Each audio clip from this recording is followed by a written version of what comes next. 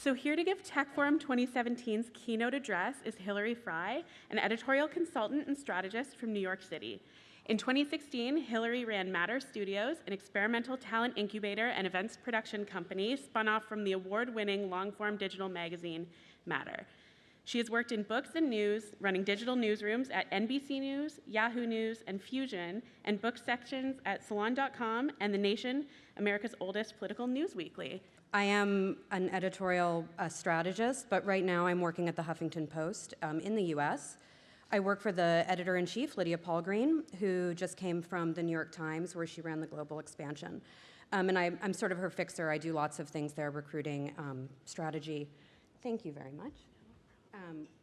Organizational stuff, but I really describe myself as her Huma. I don't know if you know who Huma Abedin is, but she's the woman who stands behind Hillary Clinton in every photo. So that's sort of what I'm doing now. But the thing that it really obsesses me is figuring out how to come up with creative ways to monetize great stories in journalism. And that's what I'm going to talk about today.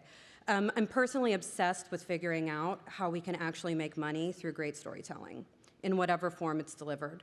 An article, a digital or print book, an interactive, or an event.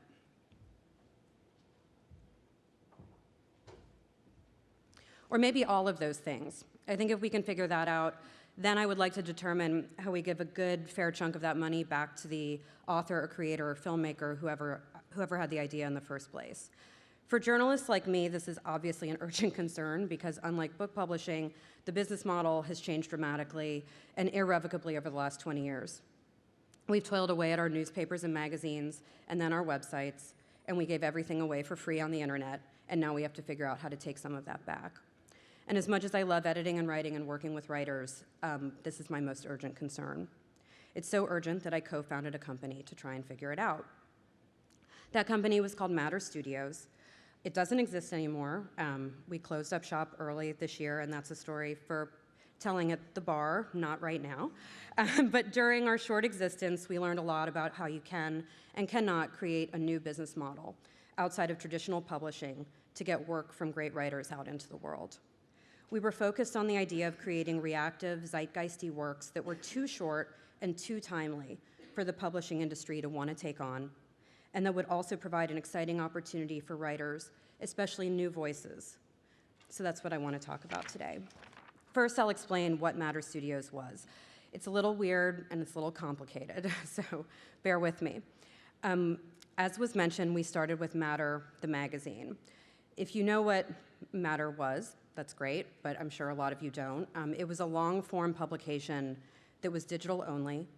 It was owned and published on Medium, the blogging platform owned by Ev Williams, who was one of Twitter's co-founders.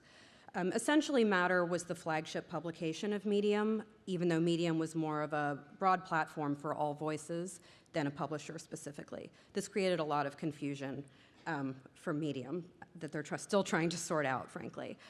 Matter won National Magazine Awards and Design Awards. It was the first solely digital long-form magazine. The stories it published were edgy, intimate, newsmaking, and shocking. They made a mark, and they got a lot of attention. And for what it's worth, that magazine was run and edited by my husband. Matter Studios, which I founded with him a year ago, was an incarnation of Matter into something new, a content studio. Medium was shedding its publications in favor of becoming solely a platform for people and other publishers to use. Ev Williams gave Mark and myself the opportunity to take Matter's DNA and make something new out of it. So we created Matter Studios. Our aim was for Mark and I to meld our complementary skill sets, his as a skilled long-form editor and mine as an editorial operation thinker and dreamer. We'd find great creators and get their stories out there in whatever form made the most sense, or whatever platforms made the most sense: books, podcasts, video series, live events, and documentaries. This may or may not sound like a crazy idea. In one way, we were a production company, but we were driven by editors with a legacy of working with creators and authors, and we wanted to shepherd work authentically in their visions, not in our own. There wasn't and isn't any place quite like it. We weren't an agency and we weren't a publication. We had our own money to spend and we weren't dependent on ad revenue. We were a total experiment and incubator. We had a 7-figure budget to play with that we split down the middle, half creative and half operational. We had an agreement for annual funding for a few years, but still we wanted to figure out how to be sustainable and more eventually be profitable. We had seen the mistakes of journalists and editors who didn't care about the business or think it was their problem to worry about it. We wanted to have a company where business and editorial were essentially one and the same. Our belief was if we could figure out new paths to revenue, build on meaningful, thrilling content, we could change at least our little corner of the world, if not the whole thing. But I have to say one thing. I cannot understate how difficult it is inside of legacy publications to experiment with how to make money. Simply focusing on what has worked or sort of worked for the last 10 years is easier than making a bet on something new, like an event series or a creative, intricate licensing deal. We hoped we'd find paths to revenue others could follow as well, and we were just the pilot leading the way. Figuring out how to be sustainable fell to me and our chief operating officer. We weren't under particular pressure to make money. We were owned and funded by a benevolent billionaire, which was great. But it was important to us, two women who'd moved from editorial and into business, to make some money before our funder came knocking, because they always do eventually. As the majority of us on our small 7-person staff were writers or editors, we were particularly interested in working with words. And after our collective years working on magazines and websites and in newsrooms, working with writers or being them ourselves, we saw a clear opening in the market, the short, reactive nonfiction book. When I say short, I'm of course talking about length, 30 or 40,000 words, about half the length of a typical nonfiction book. When I say reactive, I mean that these books would be born of what's actually happening in the world. They'd be about identity, politics, and culture, and they would feel urgent, not retrospective. These books were to be long enough to really feel like an investment for a reader, too long for a subway ride, more substantial than a magazine article. Yet, they should look and be short enough to be entirely consumed on a rainy afternoon, cozied in an armchair. We became obsessed with this idea. Why? Because we loved books, so we wanted to make them, more than anything, and we wanted them to be different than what was already out there. The idea was creating a really excellent product that would make readers feel like they accomplished something in a few hours, rather than over days or weeks, or if you're me, can take months or years to finish a book, but I have a 5-year-old, it takes a lot of time. Books that would impact readers in one big swoop and inspire them to go out and talk about what they'd experienced, like you do when you see a movie or a play. A book you could recommend to others, knowing they would be driven to finish it as quickly as you did. These books would also be responsive to the world around us. They'd make a case for themselves through their obvious relationship to the conversations we were already having, and take those conversations into new, personal, and surprising directions. They would have a voice, but also facts, and they would have a clear reason to exist. There are short books out there, of course, and very good ones that do what I'm talking about. Ta-Nehisi Coates' Between the World and Me springs immediately to mind. But it seems like these odd little books come from established writers who had the relationships and mechanisms to get their less traditional work out there. New voices seem to be stuck between writing for magazines or online publications and writing proposals for 300-page nonfiction books. At Matter, we wanted to find a new format for these short books and a pathway for new voices and writers to have more room to explore their ideas with a lot of editorial and creative support. But before we could figure that out, I had to understand why there were so few short, quick turnaround books in the marketplace. So here, I just want to step back for a second and explain a little more about myself to get to that point.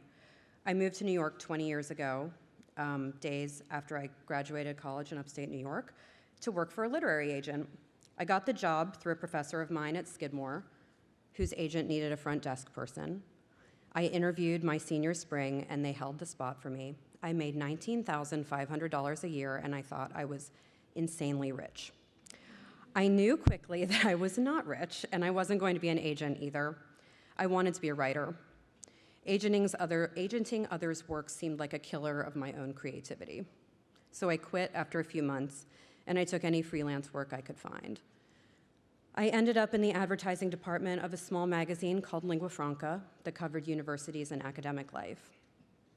If you knew this magazine or are aware of it, you would know that it punched way above its weight. We had about 20,000 subscribers, but the staff was insanely talented. Everybody I worked with now works at The New Yorker, pretty much.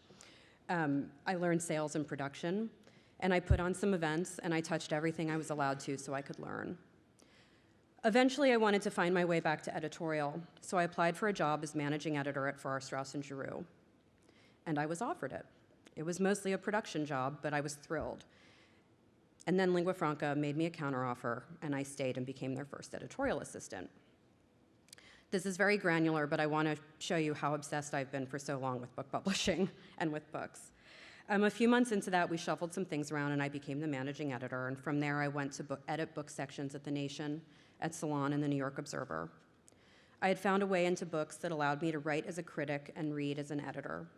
I had a lunch group with other editors of book sections and of books proper, and attended every party and book launch I could. It was the early 2000s, so there were book parties every week, sometimes twice a week. I met more editors and more writers, and at the New York Observer, I launched a publishing column where we broke news on the industry. There was an audience for gossip about book publishing, and I loved it. No deal or job move was too small for us to cover. Initially, even as I moved into working more with news, I continued to breathe the book world. But over time, my path led elsewhere, and I started working in general news. I did breaking news, national, political. I went to Yahoo and NBC News and some places you've never heard of until we launched Matter Studios. And there, my path led back to thinking about writers and words and how we get those new voices into the marketplace and how we make books, because we very badly wanted to and have people read them. I reached out to everyone I knew from my past to understand why the industry shied away from these short, zeitgeisty works we were imagining, that we were craving. I talked to old friends at FSG, at Simon & Schuster, at Random House. We talked to McSweeney's. I think Jordan is here somewhere.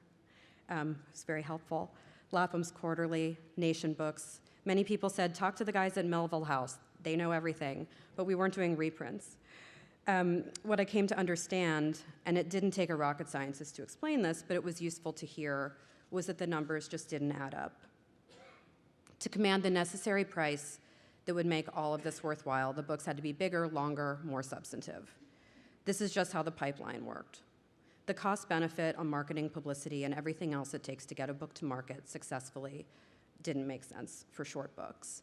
Not to mention the lead time a sales team needs to work with booksellers, and working with untested authors was a risk too. This wasn't bad news, it was quite the opposite. This meant that there was an opening and a problem to be solved. But how big a problem was it to solve? Because we had the resources to spend freely at Matter and no legacy process, we could basically make the books we wanted on an accelerated time frame without industry pressure or pipelines to fill. I knew we could get the editorial product together fast enough to be hyper-relevant. We could find the voices, craft the stories, edit, package, and design these books soup to nuts. The problem was getting them into bookstores. Many people asked me why we didn't just try for an imprint. We had the edit chops, we had a brand. Just see who will take you. We had a powerful agent in ICM who had all the connections, but we were determined to stay outside of the traditional pathways. Otherwise, who were we? We didn't even want to compromise on covers for our books, let alone the content, so partnering with a big house was out. I spoke to small publishers who did distribution deals with Random House, others who worked with PGW. These were great options, but our timeline was not going to work for a traditional sales force on a traditional timeline. Plus, if you want to be a disruptor, you can't work with the companies you're trying to disrupt. My friend David, who's the publisher of Lapham's Quarterly, spent more than a decade at the London Review of Books, had a novel suggestion. He said I should set up my own network of sellers in very specific markets. He thought there were enough publishing industry refugees in cities across the US with great bookstores, San Francisco, New York, Portland, Minneapolis. I could build my own pop-up team to activate on an a la carte basis. They would get our books in the top shops in the US and sell them by hand, passionately. I briefly got excited about this idea of a pop-up sales force that would sell our books in a super bespoke way. They would be charismatic and connected and get our small books right next to the cash register. We would create a whole new kind of buzz with our novel methods. And then I thought about the labor and the cost and the management, and I started to panic. My goal was not to run a sales force, it was to make books. And I wondered why we were trying so hard to disrupt an industry that seemed to basically work and has managed to sustain itself for nearly 100 years. If the point was just proving that we could do it, it seemed ultimately like a point only we would care about, and we had other things to do. Just as I put this quest on hold, an opportunity came along to work with a major digital distributor of content. They approached Matter about creating a line of short works, each between 5,000 and 3,000 words, voicey, narrative, nonfiction stories that could be read on tablets, mobile devices, and delivered through this company's many distribution channels. It was a custom fit and, of course, better suited to a bunch of editors who'd spent the last 10-odd years on the internet. We were well on our way when I decided to close the company earlier this year. But even without Matter, this company is developing the work with other editors and entities to create these afternoon reads, and I'm sure we'll see those fruits in the next few months. And that's all I can say about it because I signed an NDA. At the beginning of my journey, I'd fetishized the print book because all of us at Matter loved it so much. We'd see writers we thought were brilliant shut out of the game. We wanted to give them a chance without traditional book proposals and structures and sets of pressures. We also wanted to see work we got into the world sit alongside that work from these big publishers. We wanted to prove that a little guy could get in the game. We wanted these books to be short because we wanted to read shorter books. And of course, we wanted to make some money and get that back to our writers, especially the new voices struggling to cut their way through the world.